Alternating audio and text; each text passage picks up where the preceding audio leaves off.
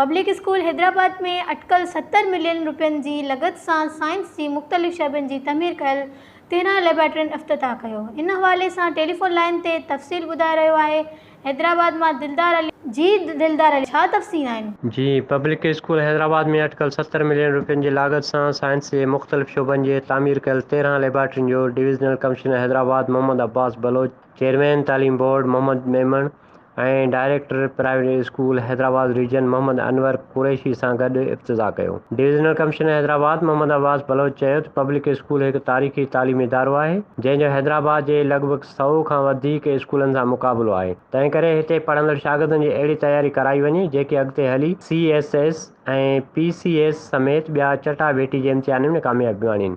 हिन वधीक चयो त जेतोणीकि हैदराबाद तालीमी इदारनि जो गढ़ आहे पर पब्लिक स्कूल जी हिकु अलॻि हैसियत आहे ऐं हिते पढ़ंदड़ शागिर्दनि ते थोरी महिनत सां हितां क़ाबिल ज़हीन शागिर्द पैदा करे सघजनि था जेके पेटारो कॉलेज समेत ॿियनि बहितर तालीमी इदारनि जे शागिर्दनि सां मुक़ाबिलो करे सघनि था। हिन पब्लिक स्कूल हैदराबाद जे प्रिंसिपाल इमरान अहमद लाड़के खे हिदायत कई त हू पंहिंजी कारकर्दगी ॾेखारे ऐं पंहिंजे इदारे खे IBS सखर ऐं खैरपुर जे सतह ताईं मथे खणी अचे।